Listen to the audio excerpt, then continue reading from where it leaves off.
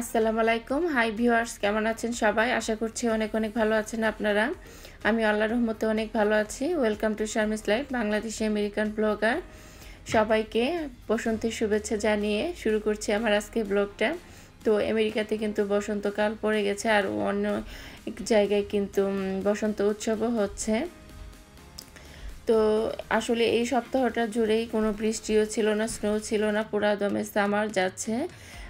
সুন্দর ওয়েদার, রোদ এবং বাতাসটাও গরম, খুবই সুন্দর ওয়েদার গেল এই সপ্তাহে। তো আজকে আমি দুপুরে চিকেন রান্না করতেছি, আর চিকেন ফ্রাইও করব, ফ্রেঞ্চ ফ্রাই করব। তো সবগুলো আইটেমই আপনাদের সাথে শেয়ারও করতেছি। আর এই আইটেমগুলি আমার বাচ্চার খুবই প্রিয় খাবার, চিকেন টাইপের আইটেম। আমি চিকেন ফ্রাইও করে দেবো ওদেরকে, সেটাও আমি আপনাদের সাথে শেয়ার করব এবং দেখাবো। তো আজকে দুপুরে খাওয়া দাওয়া শেষ করে, রান্না শেষ করে, ওরা স্কুল থেকে আসার পরে আমি আরিয়ানকে নিয়ে একটু বের হব, সেটাও আমি আপনাদের সাথে শেয়ার করব। আশা করি আমার পুরো ব্লগটা দেখবেন এবং সাথেই থাকবেন।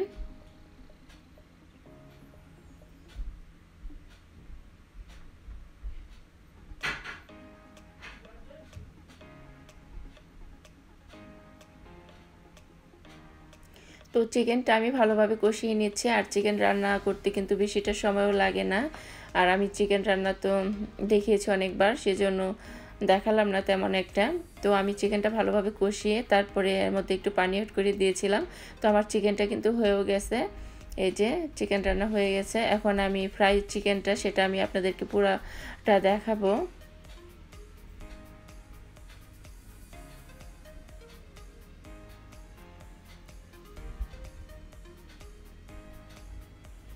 এই যে আমি এখানে ফ্রাই করার জন্য এখানে ৬-৭টার মতো রান এবং থান নিয়েছি। তো এর মধ্যে আমি আদা পেস্ট দিয়ে দিলাম ১ টেবিল চামচ, তারপর দিয়ে দিলাম রসুন পেস্ট, তারপরে দিব হলো ধনিয়ার গুঁড়া ১ টেবিল চামচ, তারপর মরিচের গুঁড়া ১ টেবিল চামচ, জিরার গুঁড়া ১ টেবিল চামচ, গরম মশলা গুঁড়া ১ টেবিল চামচ, তারপরে এর মধ্যে বেসন দিব ১ টেবিল চামচ, কর্নফ্লাওয়ার দিব ১ টেবিল চামচ, তারপরে স্বাদ মতো লবণ এবং ২ টেবিল চামচ ইয়োগার্ট দিয়ে এই মাংসটা ভালোভাবে একটু মাখিয়ে তারপর আমি ফ্রাই করব। আর আজকে আমি কিন্তু তান্দুরি চিকেন করছি না, এটা চিকেন ফ্রাই করতেছি। তান্দুরি চিকেনে আমি বেসন এবং কর্নফ্লাওয়ার অ্যাড করি না। স্বাদ মতো লবণ দিয়ে দিলাম। এখন এটা ভালোভাবে একটু মাখাবো। আর ইয়োগার্টটা দিলাম এজন্য যে একটু যেহেতু ড্রাই হয়ে গেছে বেসন আর কর্নফ্লাওয়ারটা দেওয়ার জন্য, ইয়োগার্টটা দিলে একটু সফট হবে। আর এর মধ্যে আমি একটু সামান্য পরিমাণ ফুড কালার অ্যাড করলাম, আপনারা না চাইলে নাও দিতে পারেন। তো আমি দিলাম কালারটা একটু সুন্দর হওয়ার জন্য, একটু লালচে কালার হলো, দেখতে পাচ্ছেন ফুড কালারটা দেওয়াতে কিন্তু সুন্দর একটা কালার এসেছে।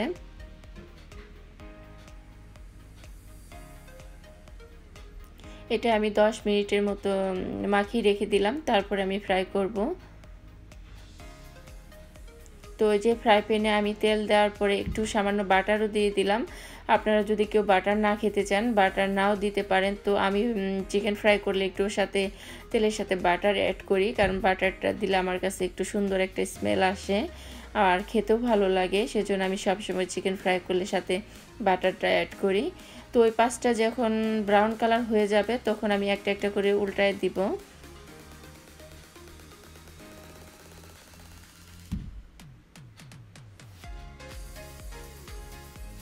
আর এই ফ্রাইটা আমার বাচ্চাদের খুবই প্রিয় খাবার। এটা ভাত দিয়ে খায় না, মানে কেচাপ দিয়ে এমনিতেই প্লেটে নিয়ে ওরা খেয়ে ফেলে। আর আমি ঢাকনা দিয়েও ঢেকে দিব, যাতে মাংসটা ভালোভাবে একটু সিদ্ধ হয়ে যায়। এই যে আমি ঢাকনা দিয়ে ঢেকে দিয়েছি। তো ওই পাশটা মনে হয় হয়ে গেছে। এখন আমি একটা একটা করে উল্টিয়ে দিচ্ছি। এই যে এরকম কালার হওয়ার পরে কিন্তু উল্টিয়ে দিতে হয়। দেখতে পাচ্ছেন সুন্দর একটা কালার হয়েছে কিন্তু। আর ফুড কালারটা দিলে এই যে দেখতে এরকম দেখা যায়, আর না দিলে তেমন একটা কালো কালো কালার হয়ে যায়। তো আমি ফুড কালারটা সেজন্যই অ্যাড করলাম, একটু কালারটা সুন্দর আসার জন্য। এই যে এরকম ব্রাউন কালার হয়ে আসলে সবগুলি আমি উল্টিয়ে দিলাম।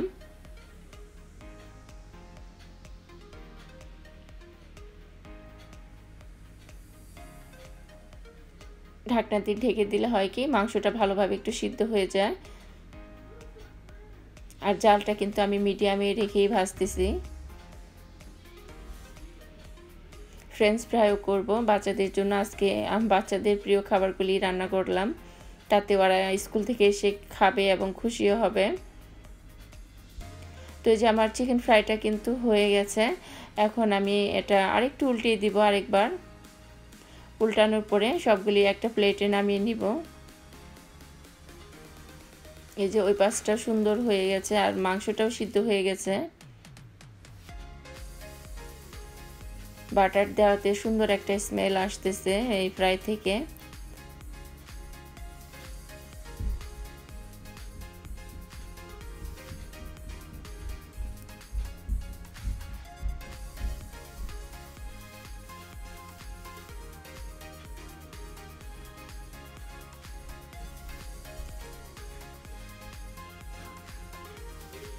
তো সবগুলি আমি এখন একটা প্লেটে তুলে নিচ্ছি, যেহেতু আমার ফ্রাইটা হয়ে গেছে। আমি জালটাও অলরেডি বন্ধ করে দিব এখন।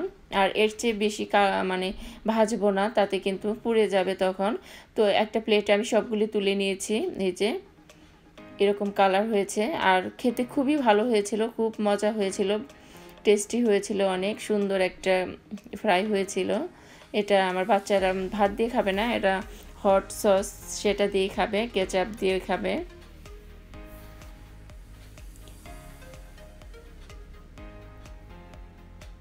তো এখন আমি ফ্রেঞ্চ ফ্রাইটাও করে নিব, ভাজবো।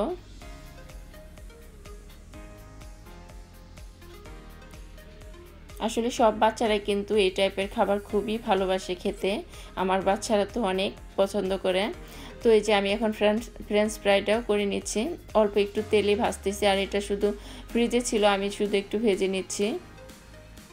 এটা রেডিমেড, আমি জিও একটা ইন্ডিয়ান গ্রোসারি থেকে নিয়ে আসছিলাম এই ফ্রাইসটা।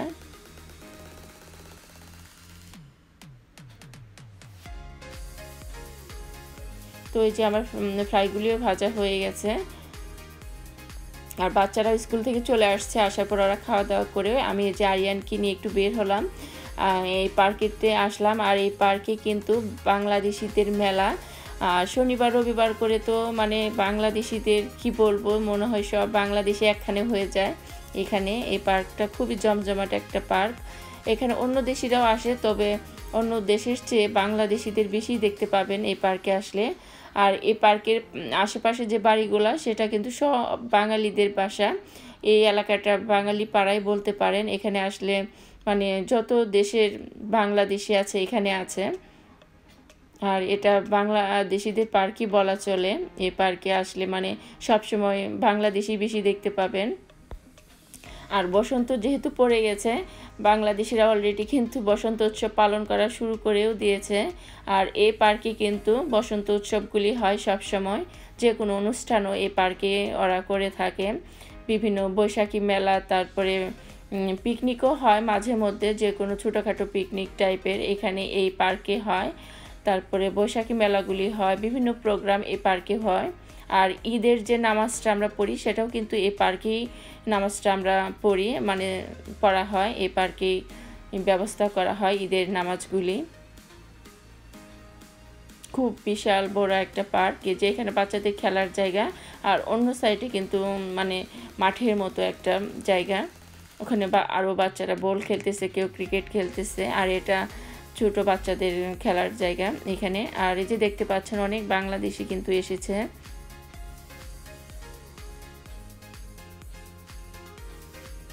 আর সামারের মধ্যে তো প্রচুর এখানে মানে জমজমাট থাকে এই পার্কে।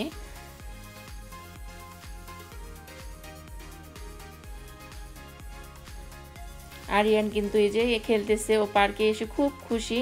ও এরকম খোলামেলা জায়গা পেলে মানে ও আর তখন আমাকে চেনে না, ও কোথায় যাবে কি করবে খুঁজে পায় না। খুবই খুশি হয় এরকম খোলামেলা জায়গা পেলে। এই যে বৃষ্টিও দেখা যাচ্ছে, মনে হয় বৃষ্টি আসবে, ওয়েদারটা আবার হঠাৎ করে খারাপ করলো।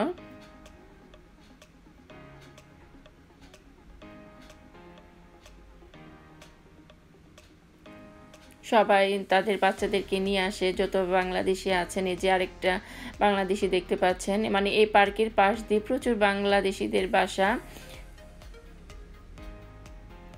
পাকিস্তানি, ইন্ডিয়ান, পাঞ্জাবি ওরাও আছে, তবে ওদের যে বাঙালিদের বসবাসটাই আর কি একটু বেশি। এই যে বল খেলতেছে আরও বাচ্চারা। এই মাঠ প্রচুর লম্বা এবং বড় একটা মাঠ। এখানে বাংলাদেশিদের বিভিন্ন প্রোগ্রাম এই মাঠেই করা হয় সবসময়। আর মে মাস থেকেই মানে পিকনিকগুলো শুরু হয়ে যায় সম্ভবত। সামনে মাস থেকে অলরেডি শুরু হয়ে যাবে পিকনিক। দু একটা করে অলরেডি শুরু হয়েও গেছে, মানে ঠান্ডার কারণে কেউ হয়তো যায় না, কিন্তু অলরেডি কিন্তু পিকনিক স্টার্টও হয়ে গেছে।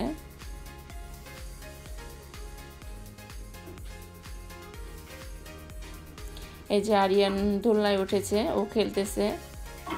এটা ওর খুবই প্রিয় একটা খেলার জায়গা, এবং দোলনা এটাতে উঠলেও আর নামতে চায় না এবং ভয়ও পায় না। জোরে জোরে হাক্কা দিলেও আরও খুশি।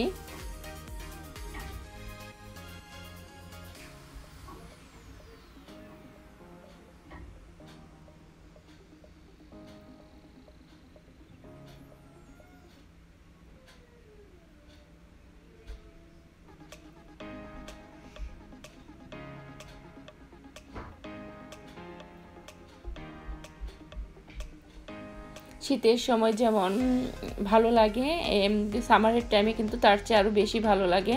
মানে শীতের সময় তো কাউকে হয়তো বাইরে অতটা দেখা যায় না, সবাই ঘরের মধ্যেই থাকে ঠান্ডার জন্য। তো সামার আসলে কিন্তু খুবই মানে সবাই বের হয় তখন বাচ্চাদের নিয়ে। তারপরে নানি দাদিরা যা আসছে সবাই কিন্তু এই পার্কে চলে আসে বাচ্চাদের নিয়ে। সুন্দর বাতাস, এই যে গাছ থেকে বাতাস আসতেছে সুন্দর মিষ্টি মিষ্টি। এই বাতাসটা কিন্তু ঠান্ডা ছিল না, গরম বাতাস ছিল।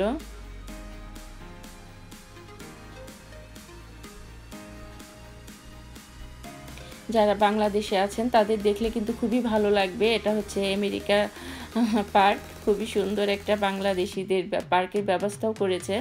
অন্য দেশিদের চেয়ে বাংলাদেশিরা এখানে বেশি আসে। এই যে স্প্যানিশ গেল একটা, উনি স্প্যানিশ ছিল। অন্য দেশিরাও দেখা যায়, তবে খুব কম। এই যে আরিয়ান দোলনা খাচ্ছে, আর জোরে ধাক্কা দিলে তো আরো খুশি এবং হাসে। এই যে